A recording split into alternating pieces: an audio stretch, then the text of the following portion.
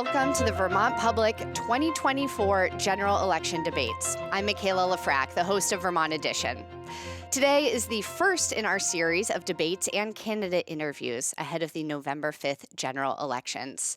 And we begin with the race for Vermont's sole seat in the U.S. House of Representatives. Live today in the Vermont Public studio in Colchester, we have Congresswoman Becca Balint of Brattleboro, a Democrat.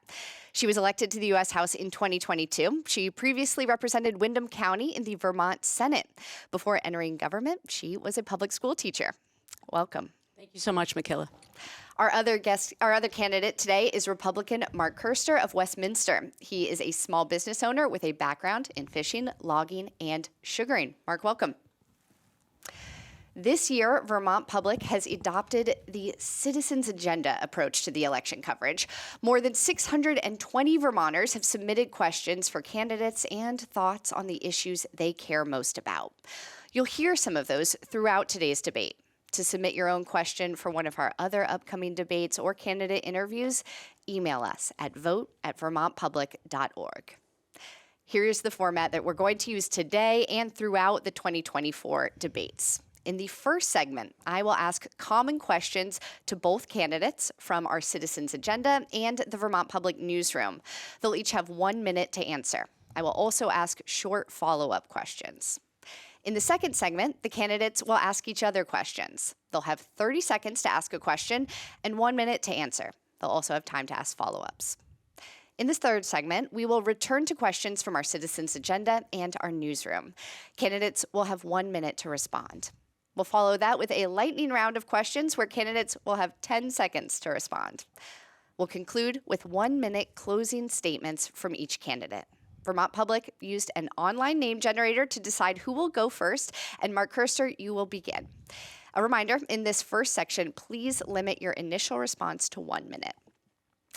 Let's start with the federal government's role in bringing down costs for everyday Vermonters. Rising costs of utilities, housing, and basic goods are on the forefront of many Vermonters' minds. Brenda in Orange County submitted this question. What are you going to do for people on a fixed income to make sure they can afford to live in Vermont? All the costs of everything is directly related to the cost of energy. It would take cooperation in the government to lower the cost of energy, and that would be a worthy goal to attend to. Can you say more? What cost of energy and what needs to be attended to? All energy. America has the technology to produce unlimited, clean energy, carbon-free, at half the cost of what we're paying now.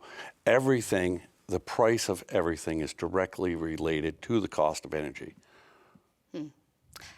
I want to ask you about manufacturing. President Trump's economic plan centers on offering companies low tax rates to manufacture goods in the U.S. Otherwise, they'll face sky-high tariffs. But the data shows that manufacturing employment actually went down during President Trump's 4 years in office. And some of his current tax cut proposals, would require legislation from Congress. Do you support significant cuts to the corporate tax rate? I would have to see the evidence of what you're saying. Sounds like hearsay to me. Which part sounds like hearsay to you? What you're saying.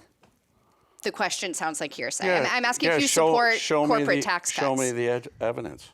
I'm asking you a question about corporate tax cuts. Corporate tax cuts? Cutting the tax rate on corporations to try to encourage them to keep jobs, manufacturing jobs in the U.S. It's one part of President Trump's economic plan. I'm not completely aware of Trump's economic plan. Where did you get that from? He's the Heritage Foundation? No, he has stated his economic plan in the debate that he had with Kamala Harris, as well as during some of his rallies during this election season. Well, I didn't pay any attention to that debate. Okay. That was a clown show. Okay. All right. Well, let's move on. Congresswoman Balint. Really appreciate the question. I know that many Vermonters are struggling with the high costs of many of their household needs. I have a housing plan that I introduced last year. It's a $500 billion investment in housing. It is designed to increase supply, make sure we have protections, renter protections. It has an end to price fixing by corporations that buy up housing supply, and it also has an affordability provision. But it's not just housing. I know it's prescription drugs. We saw a great plan put out under the Inflation Reduction Act that finally, after many, many years, enabled the federal government to negotiate for the price relief through Medicare. We need to expand that to folks who aren't on Medicare. I also have introduced a bill to reduce the cost of childcare. I'm a big supporter of Medicare for All because we know that we need to decouple insurance from people's jobs. That's holding back the economy. And I also am part of work within the judiciary and the budget committees to go after price gouging of groceries. So many levers we need to pull. A lot of these levers that you have brought up are similar to Vice President Kamala Harris's economic plan, which is also similar to President Joe Biden's. Do you feel like these efforts have been enough to ease low and middle income Americans' tax burden? It's a fair question. I mean, you still are feeling that pressure in the pocketbook. But I sit on the budget committee, and I know that our recovery in the United States has been better than any other westernized nation since the pandemic. Now, that's cold comfort for folks who are seeing that pinch on their household budget. But we have to build on the progress that was made there. There were incredible investments, not just in infrastructure, but in chip manufacturing that I know has impacted us here in Vermont in a positive way. There is always more to do. I think one of the things that I'm focused on is making sure that regular people are at the center of the work that I do in the budgets that on the committees that I serve on. Thank you. That is time. Let's move on to the climate. This was also a very frequently asked about question in our Citizens Agenda project, the climate and the natural environment. Now, earlier this week, we saw devastating, deadly flooding hit the American South. And those news stories gave many Vermonters flashbacks to the type of flooding that we have seen here in the past 2 years. And globally, last year was the hottest year in recorded history. Charlotte in Grand Isle County asks, do you recognize the need to address climate change, and do you see the elimination of methane and fossil fuel usage in the U.S. as necessary? Congresswoman Balint, we'll start with you this time. Yeah, I really appreciate the question. This is something that I hear about from many, many Vermonters are very concerned about climate change. And we're, even before the last 2 summers that we've had of catastrophic flooding here, and you mentioned the flooding in Florida and North Carolina and Tennessee in the last 48 hours. We do need to transition off of fossil fuels. It's one of the reasons why I'm a big supporter of the Green New Deal and making sure that we are transitioning off of these fuels for a greener economy. We also, though, have to build for climate resiliency, and that's something that I've been very laser focused on in the House, is talking about the ways in which we need to change FEMA's protocols, because they were never designed for climate change. And so we need to make it absolutely part of our plan to make us all more climate resilient in terms of the towns and the cities in Vermont that have been on the forefront of facing the brunt of this. And so it's many things. It's reducing fossil fuels. It's investing in the Green New Deal. It's making sure FEMA is working for this moment that we're in, and it is building for resiliency. But I absolutely know it's an existential crisis. I want to ask you about the Green New Deal, which again is to transition the U.S. off of fossil fuels. But under the Biden administration, domestic oil production has reached record highs. Do you think the U.S. should continue to increase domestic oil drilling or try to decrease it? I think it's important for us over time to continue to reduce our reliance on fossil fuels. And I also think we need to go after corporate polluters. So that's something that has been talked about for years. We are in this moment because for years, the big fossil fuel companies were not honest with us about what they knew about the impact that fossil fuels were having on our climate. And so there's money to be had from getting these people in these companies to pay their share so that we can then reinvest it in greener means of production. And so I am not a huge fan of the fact that we have more oil being produced right now, but it is something that I know Vermonters definitely want to see us move the curve on. Thank you.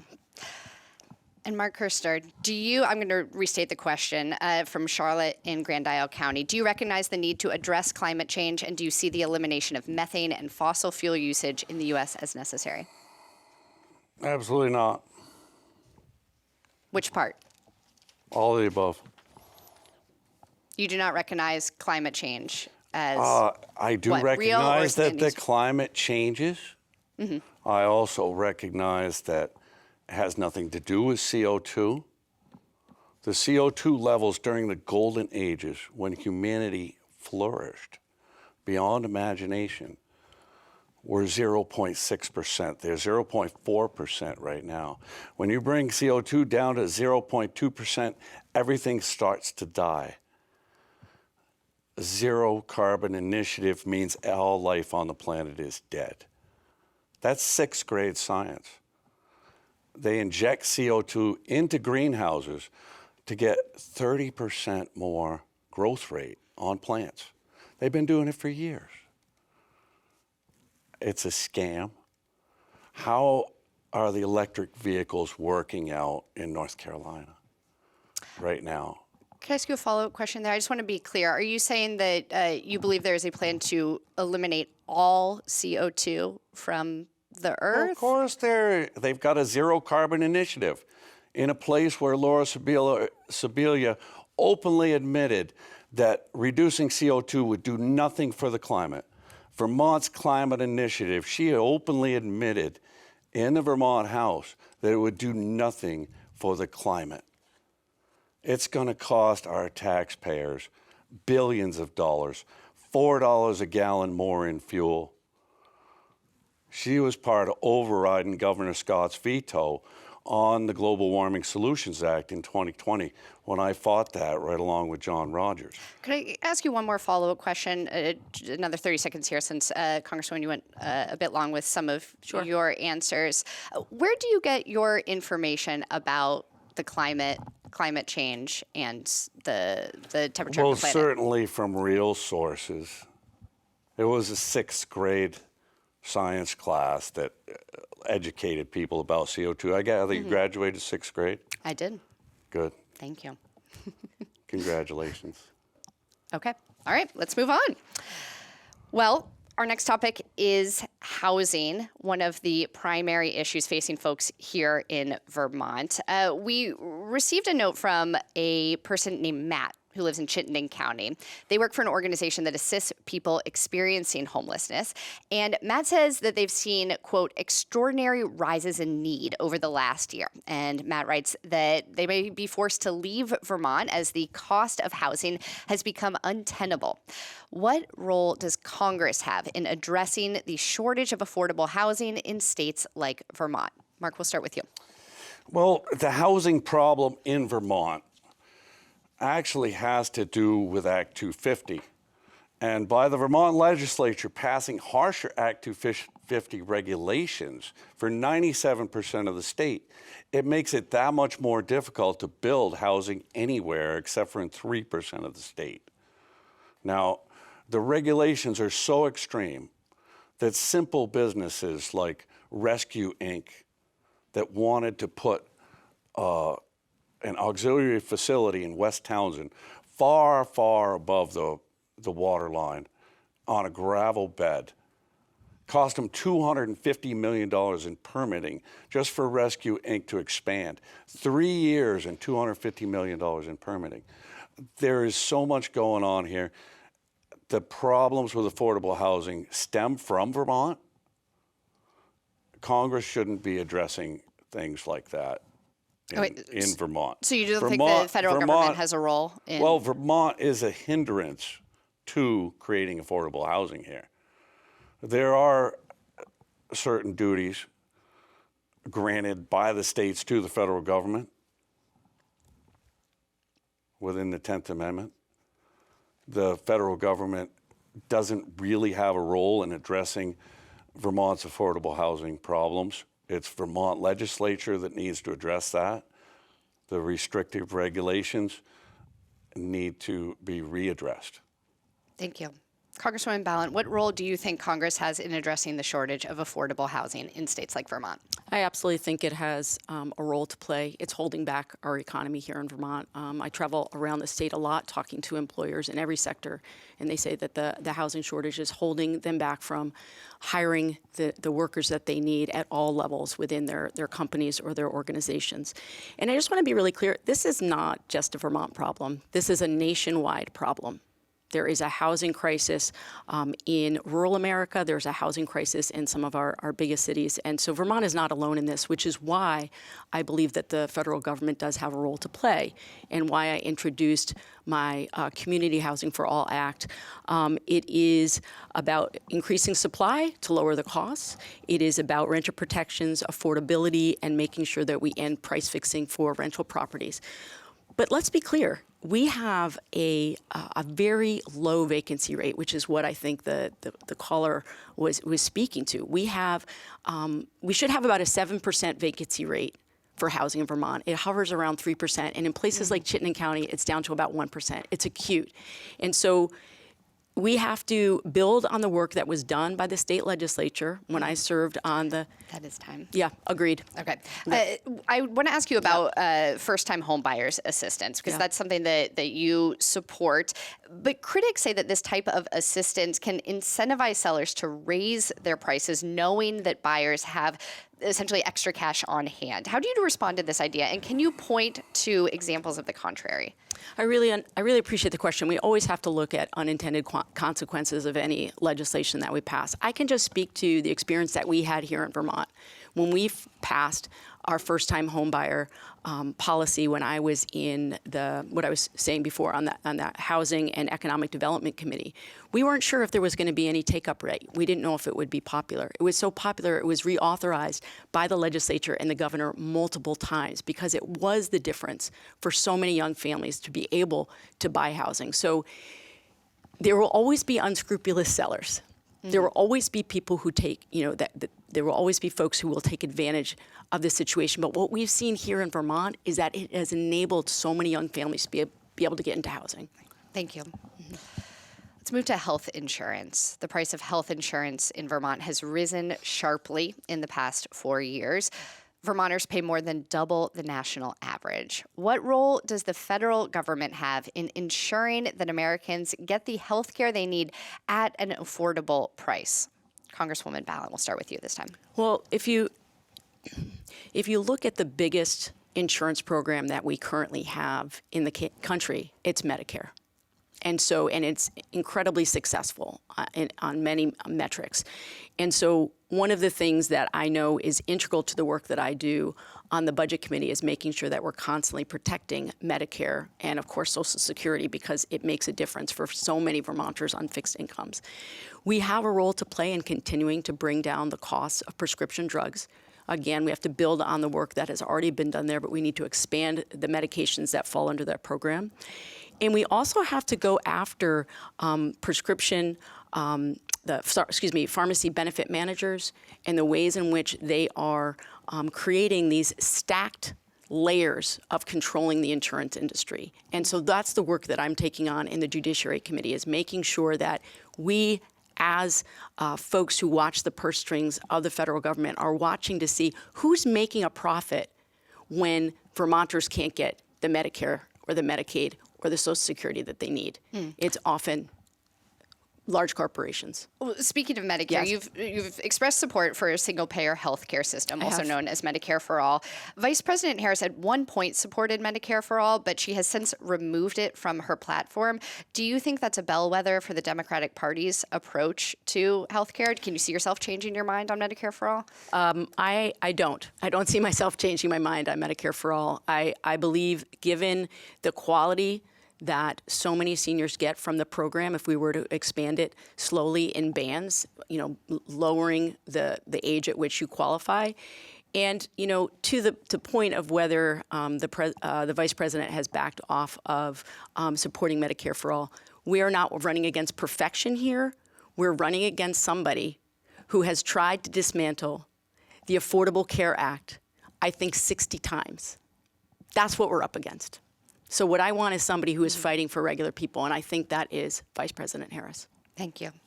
And Mark Coester, I will repeat the question. What role does the federal government have in ensuring that Americans get the health care they need at an affordable price? You people are most meme-worthy. Had Bernie Sanders loaned you his mittens, it would have been better, but yeah, most meme-worthy.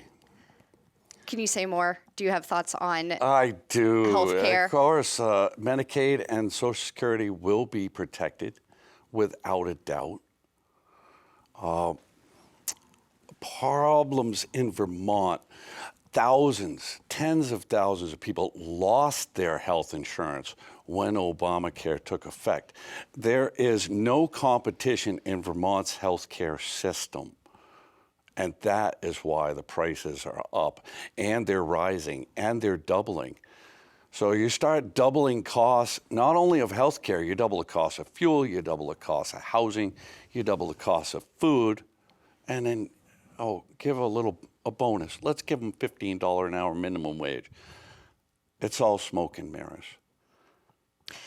So you brought up Obamacare. President Trump and Republicans in Congress have been trying to repeal the Affordable Care Act, also known as Obamacare. Would you support this repeal? And if so, what would you want to change There's it? already a plan in place to replace it. That plan already exists. Okay.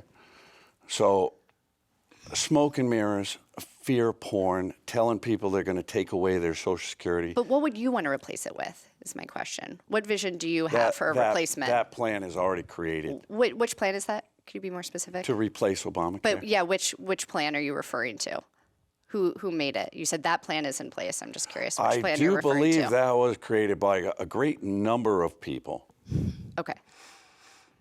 Okay, that is time, so we will move on. I want to move to abortion. A Vermonter in Windham County told us through our Citizens Agenda project that, quote, restoring women's right to abortion is her top concern this election season. Another person wrote us to say there is, quote, too much access to abortion. What can and should Congress do, if anything, to expand or curtail abortion access on the federal level? Mark Coester, we'll start with you. That's your concern? Excuse me, what? Repeat that question? The question is, do you think Congress should do anything to expand or curtail access to abortion at the federal level, so not at the state level? None of the above. So you do not think that Congress should act? That's all been given back to the states. It was codified into our Constitution in Vermont. It's a non-topic here. Well, Republicans have pushed for a national ban on abortions. Republicans in Congress. Yeah, that lunatic Lindsey Graham. There are many other Republicans in Congress who have voted for a ban on abortions at the federal level. Fact check yourself. It's unconstitutional. You believe that's incorrect? Fake news. Okay. Misinformation. We did get a question specifically for you, Mark, from a listener named Sam in Perkinsville on this topic. Sam wrote, and I'm quoting here, I am an independent/unaffiliated voter. I recently received a text from your campaign stating in part, Mark will protect our individual freedoms. Does that mean you are pro-choice? How would that, Sam? How would that question pertain to pro-choice? Well, it's a protection of individual freedoms. I think Sam was wondering if you could clarify if those individual freedoms extend to access to abortion. It's already been codified into the Constitution in Vermont. Non-issue. If you want to apply it only to that one topic. Individual freedoms. Are you willing to answer Sam's question on whether or not you are pro-choice? You twisted the question and made it your question. No, it says, does that mean you are pro-choice? That was his question. Okay. I'm gonna move on since you don't want to answer that question. So I'm going to pass it to Congresswoman Balint now. So it's absolutely clear to me, given what has happened with the Dobbs decision and the overturning of Roe v. Wade, that we have to make sure that we guarantee full reproductive rights, including abortion, for every American, regardless of where they live. And It is worrisome that my opponent will not answer the question of whether you believe that women have a right to control their own bodies. I absolutely believe that women have a right to control their own bodies. And what we've seen in Congress is that there are many people within the Republican Party that are going to try to make abortion illegal nationally. And one of the ways they're going to do that is by using an outdated law called the Comstock Act, which I have a bill to repeal. And what it will say is that you can no longer use the U.S. mail to mail something like mifepristone or other drugs that are used in medication abortion. Right now, women and girls are less safe because of the overturning of Roe v. Wade. And can I say one other thing? That is time. I'm sorry. I do want to ask you one more question, though, which is about the Supreme Court overturning Roe v. Wade, because it happened when there was a Democratic administration in the White House. So I guess my question is here, can Democrats in Congress realistically do anything to protect abortion access nationwide when that happened when there was a Democratic president? Yes, we can codify it in statute. We can. And look, should we talk about the Supreme Court now? Because I'd love to talk about the Supreme Court. Okay, let's do it. We have 22 seconds to talk about the Supreme Court. Okay, we need ethics guardrails on the court. We need conduct guardrails on the court, and we need to use the power that Congress has to limit the amount of cases that are heard on the emergency or the shadow docket. Congress has that authority, and I want us to use it. Thank you. That concludes the first segment of this debate. When we come back, the candidates will have an opportunity to ask each other questions. This is Vermont Public's general election debate for Vermont's at-large seat in the U.S. House of Representatives. I'm Michaela Lafrac. Stay with us.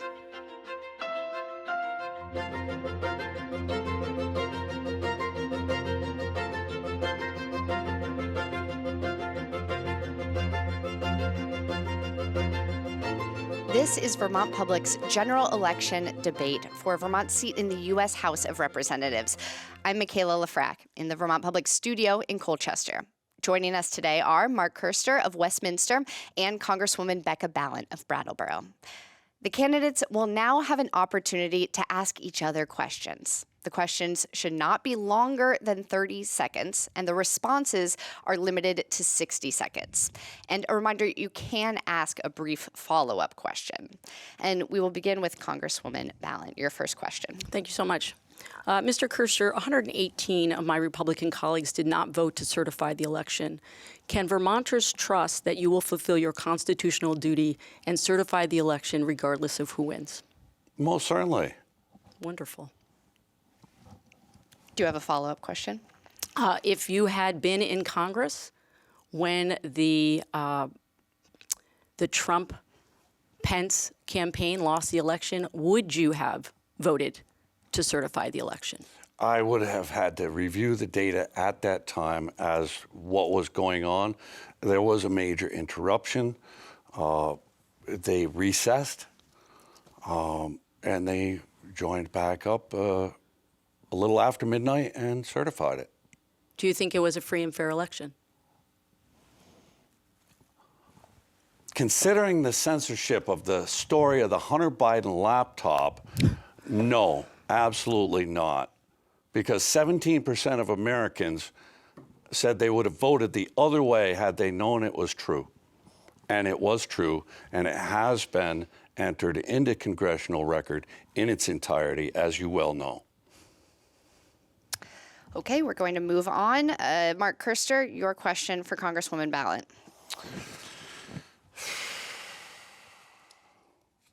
Why did you vote not to deport convicted sex offenders that are non-citizens? I'm so glad you asked that question, because it is already illegal and it is already a deportable offense.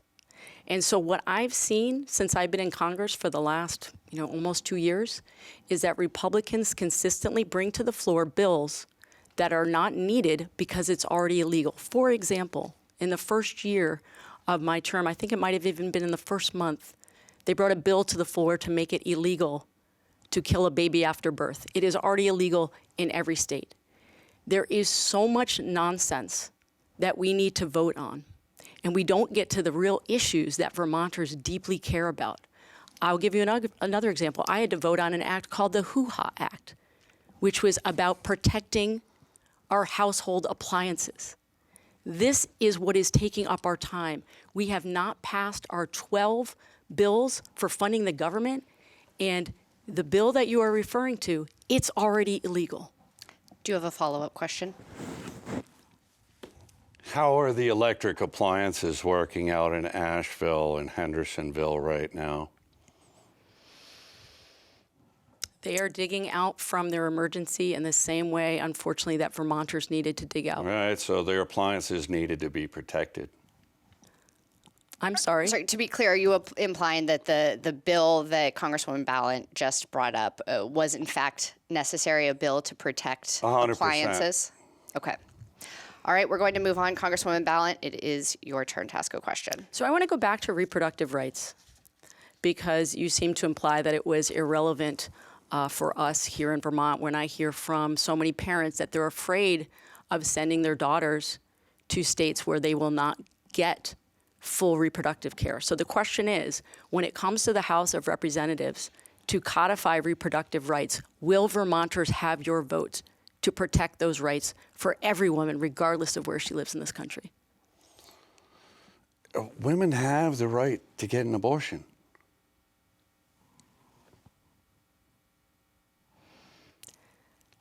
Is that your full answer, or I'm going to see got. if you have a follow-up question? Well, I'm not gonna. You have a minute to answer if you'd like to use it. That is beyond the legal powers granted by the states to the federal government.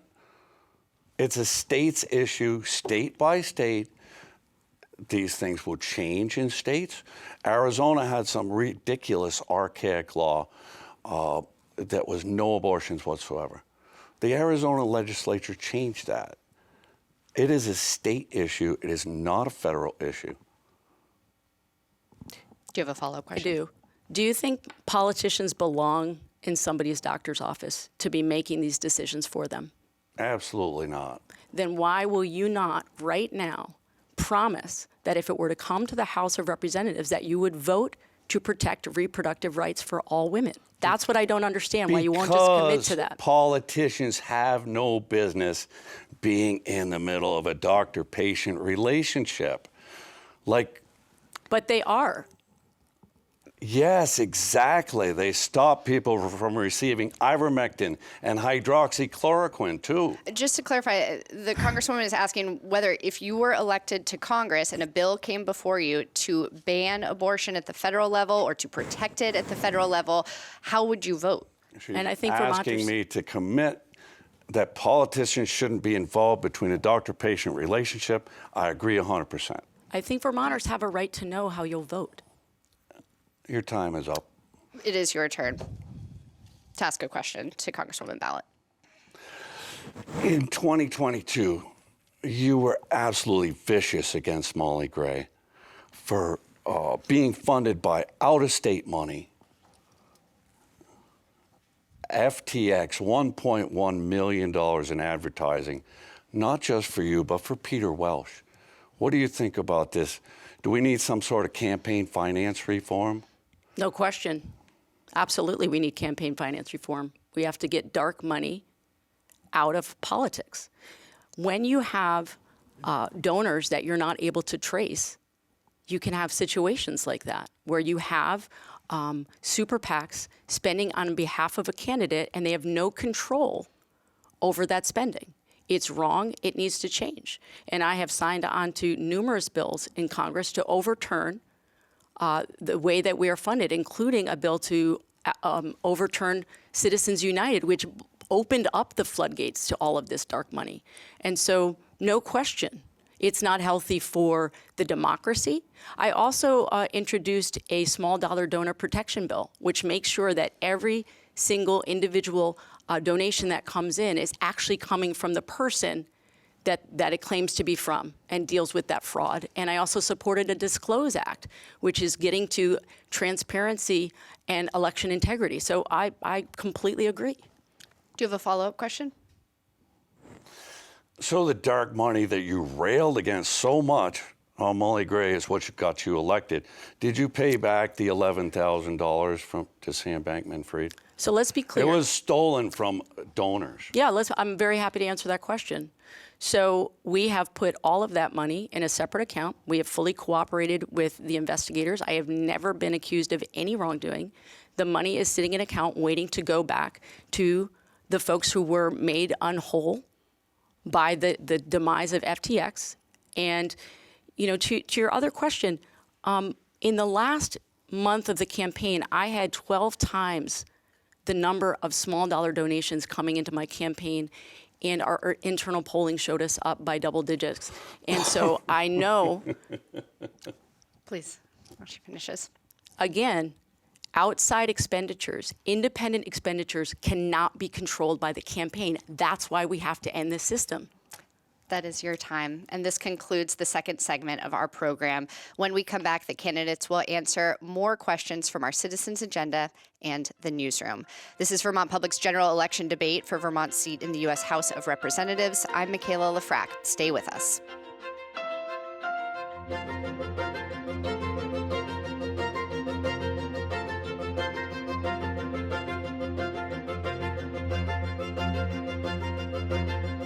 Welcome back.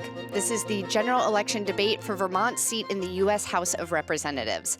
I'm Michaela Lafrac. Joining us in Vermont Public's Colchester studio are Congresswoman Becca Balint of Brattleboro and Mark Coester, of Westminster. We'll now return to questions from our Citizens Agenda and the newsroom. Thank you to everybody who submitted questions or noted particular issues that you wanted the candidates to address today. And just a reminder to the candidates to please limit your answers here to 1 minute. This election season has been marked by 2 assassination attempts against former President Donald Trump. And the last presidential election was closely followed by an attack on the U.S. Capitol building on January 6th, 2020.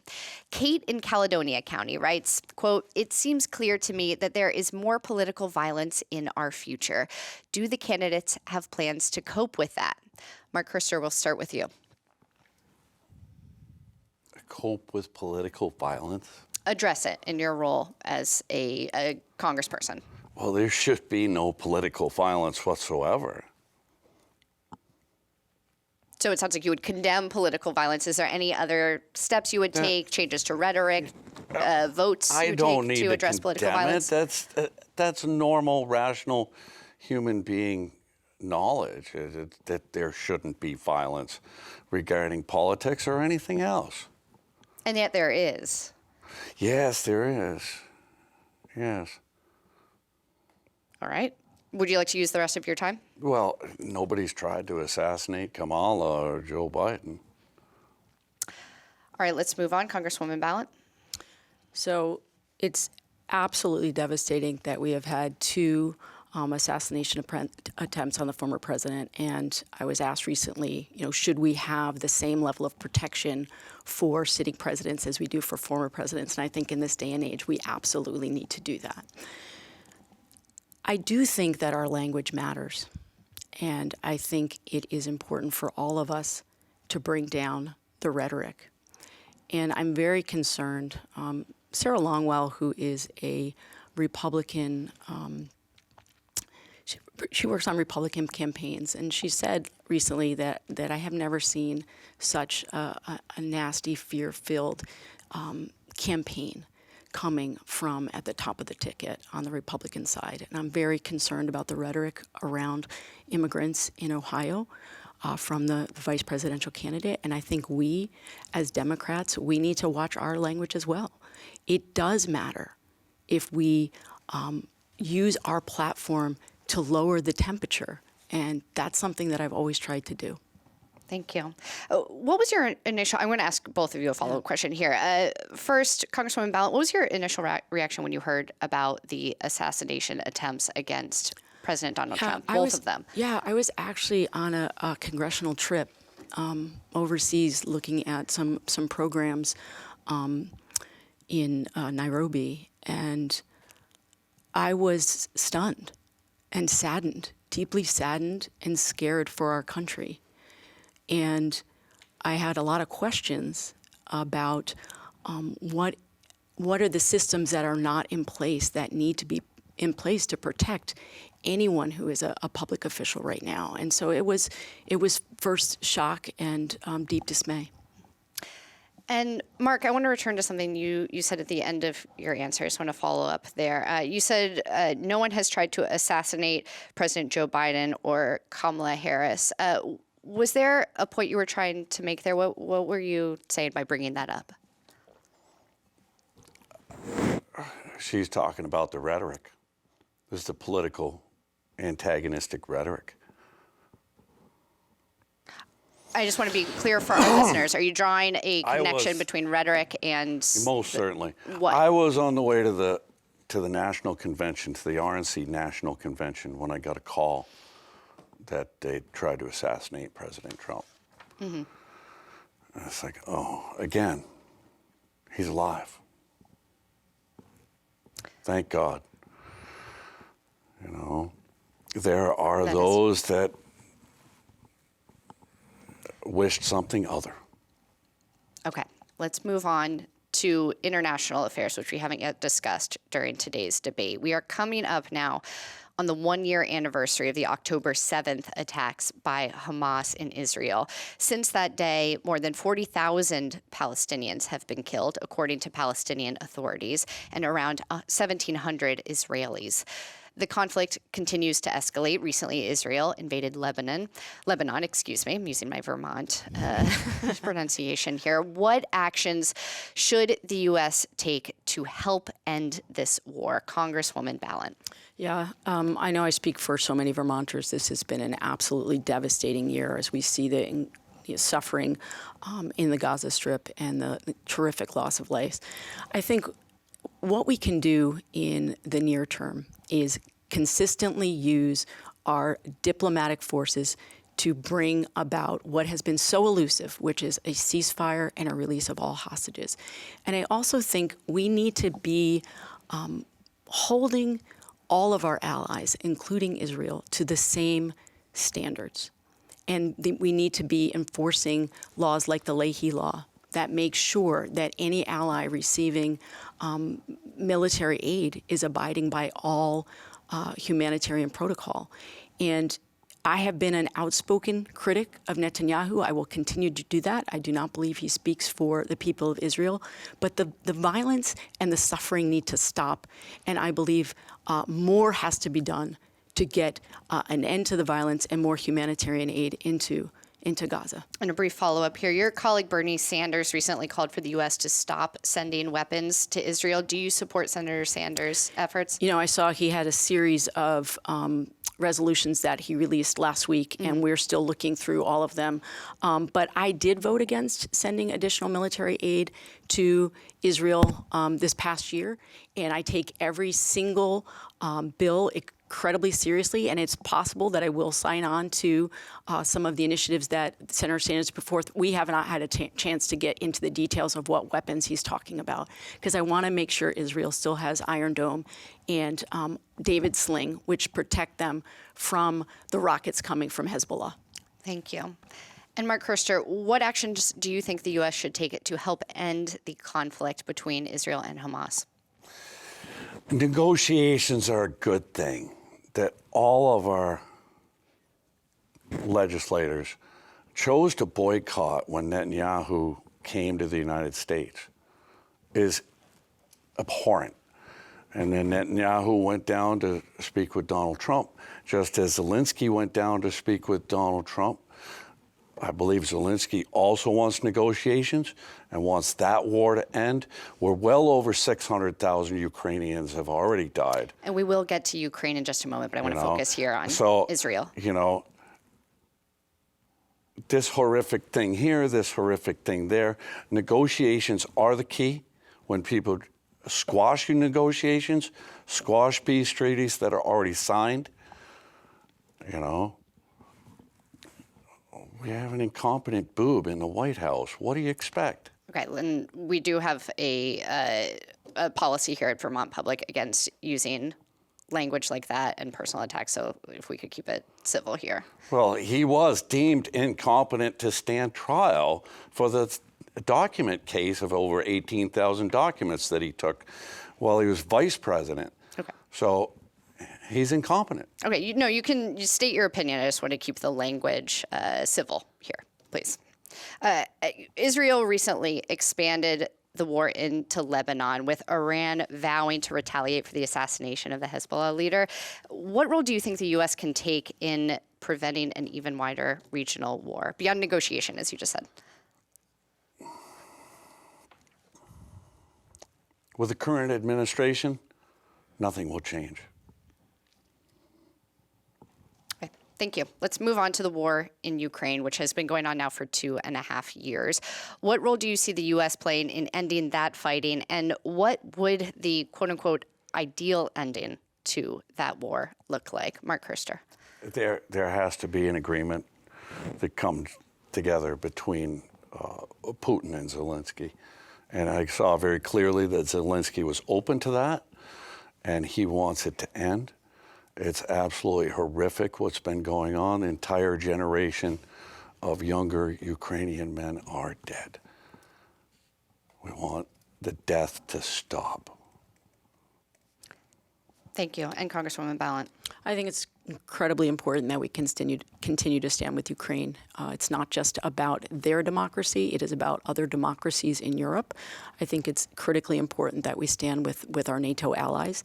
I was very happy to be able to vote in support of the Ukraine package that was finally pushed through Congress, though we had many members of the Republican conference vote against it. I also think that it's important for listeners to remember that a couple weeks ago in the debate between Kamala Harris and Donald Trump, he was asked specifically, did he want Ukraine to be victorious, Ukraine to win the war? And he would not answer in the affirmative. And that I find that deeply concerning, that authoritarianism is on the rise globally.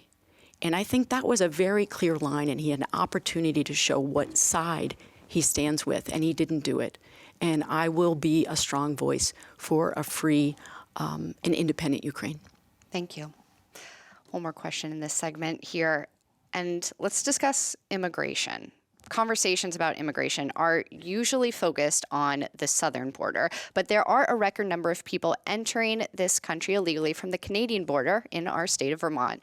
Do you see this as a major problem, Congresswoman Balint? Well, look, we don't have an immigration system that anybody is happy with. I think that we have kicked the can for far too many years in the federal government in dealing with comprehensive immigration reform. I think it is absolutely understandable that we do want a safe and secure border, and we also have to treat migrants and immigrants and people seeking asylum with dignity and humanity. And one of the things that I hear about, again, from employers across this state is that they desperately need there to be comprehensive immigration reform so that we have workers who can come on a seasonal basis to work here. And we can't even get agreement on that in Congress. And so I am always going to be somebody who's standing up for comprehensive reform and making sure that our immigration policies are humane. And I'm very concerned about the rhetoric right now around immigrants and migrants at the national level. Thank you. And Mark Coester. Run that question by me again now. Sure. So we're talking about immigration here, which is usually a conversation that's focused on the southern border.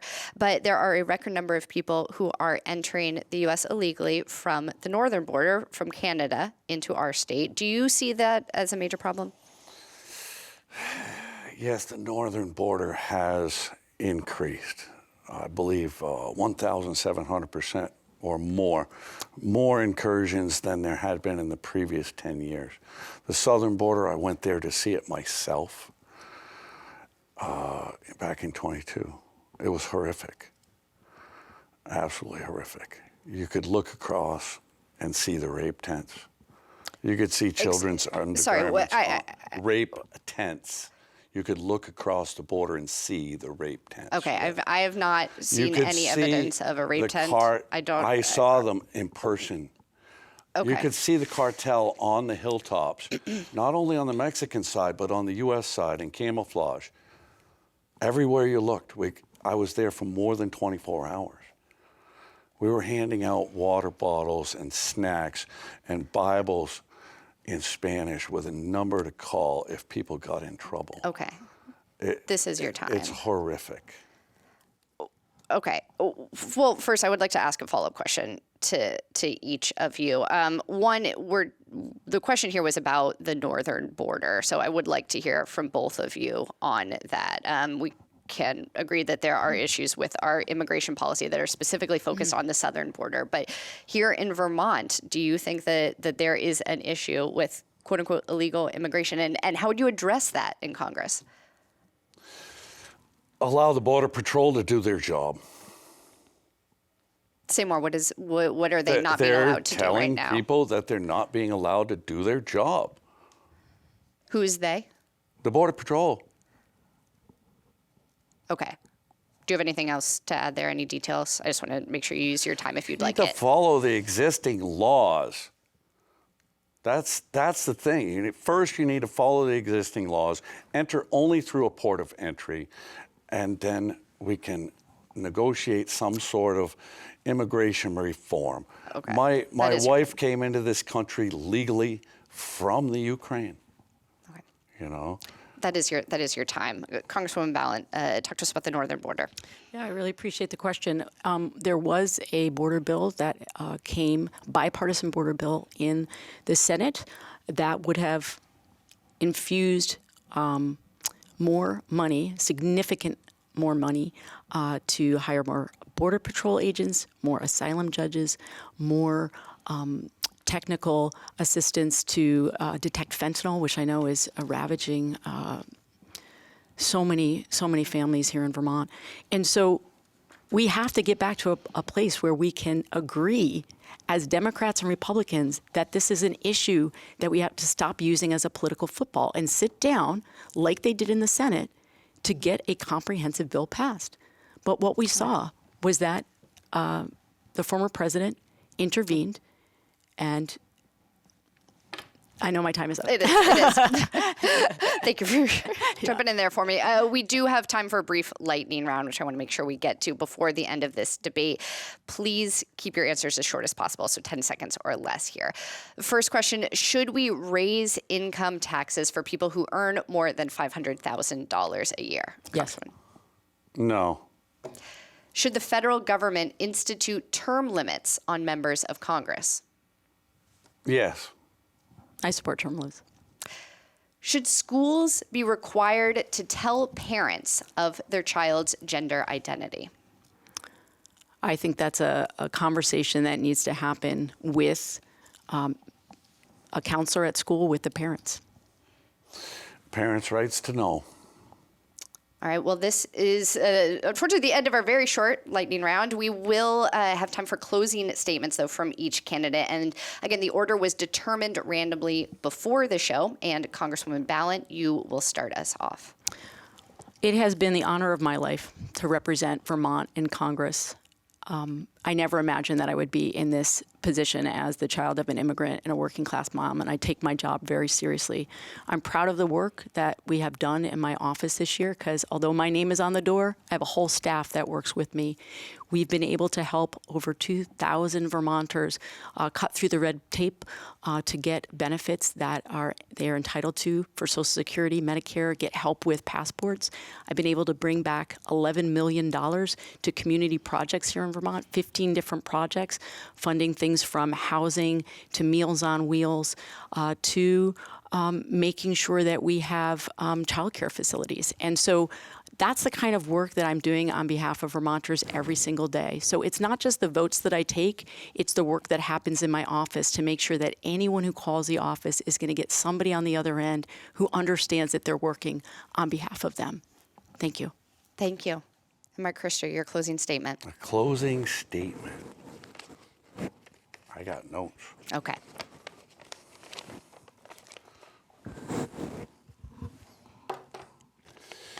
I do solemnly swear or affirm that I will support and defend the Constitution of the United States against all enemies, foreign and domestic, that I will bear truth, faith, and allegiance to the same, that I will take this obligation freely and without any mental reservation or purpose of evasion, and that I will well and faithfully discharge the duties of the office on which I am about to enter, so help me God.